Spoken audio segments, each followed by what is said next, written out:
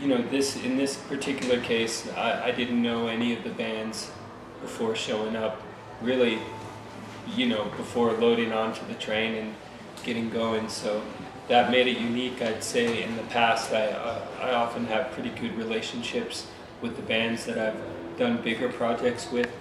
I've done a few music videos, with the White Stripes. I had done quite a bit with them before making a film. So that makes it a little different, when you come in with a rapport and you have a comfort with them.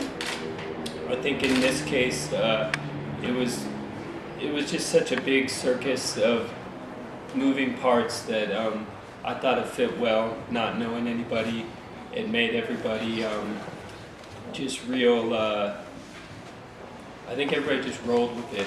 They thought we were the fourth band, my crew. So there was 3 bands, and then we were kind of the 4th band. And I think we all got to know each other really well through the course of the 10 days. So, it was unique. I mean, showing up, and these are all pretty big bands too. It's not like the White Stripe, which is 2 people. Edward Sharp, I think there's 11 and sometimes up to 15 or 17. So it's a bit like a tribe. And I thought it added to the energy that I could channel to make the film, because I felt like I was always chasing things around and trying to really hustle to keep up with it. And I think it gave the film a real, a lot of energy, and I found that's kind of what made it unique. I didn't go in, I didn't ask a lot of questions, I didn't do interviews, things like that I would normally probably would have done if I was given a conventional setting. But this one I barely had time to keep up with, just getting from, shooting stuff on the train, then shooting the bands loading into a show, shooting a show, and then getting on the train and running to the next city. That was enough, and that's why the film is as simple as it is, because I could barely get the basics. Okay. Grew into them wanting to come. Mumford invited them to the show, and that's what I kind of wanted to see happen. So I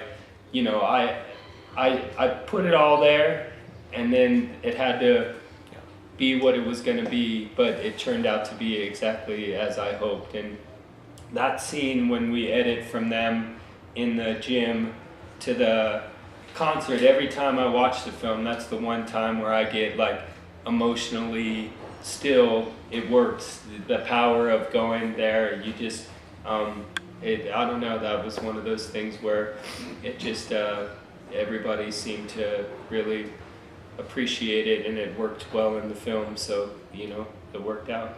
It was a series that I did for HBO with my brother, who I make a lot of films with. That was one of those opportunity. I love sports as much as I love music, and it was about his trainer. So his trainer, Freddie Roach, is a very famous trainer, mainly because of Manny, and they met each other right at the beginning of their careers, and both have become, obviously have had amazing careers. That film, that series just was so rich because Freddie has very advanced Parkinson's, so he's a very interesting person to document, because he can barely get through the easy parts of life. You watch him eat, and he can't hardly even get food into his mouth or type on his phone, and you want to just help him. But then he gets in the ring with Manny Pacquiao and is unbelievably nimble, swift, beautiful. It's very poetic to watch, to see how he can, really do his thing still as good as anybody in the ring, and actually lead arguably the best fighter of the last decade, and be in there toe-to-toe with him at a very advanced level.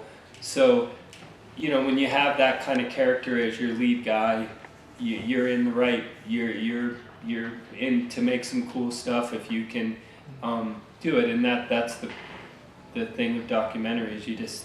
Things have to happen, you have to have great characters, things have to be, there has to be layers and different things. So that was just a great experience for me from a filmmaking and from a sports fan level, to go and sit and, you know, get in the ring with the camera with Manny Pacquiao was a unique experience and something I didn't think would occur. But you know, that was, you could make 50 episodes on that guy and they'd all be good.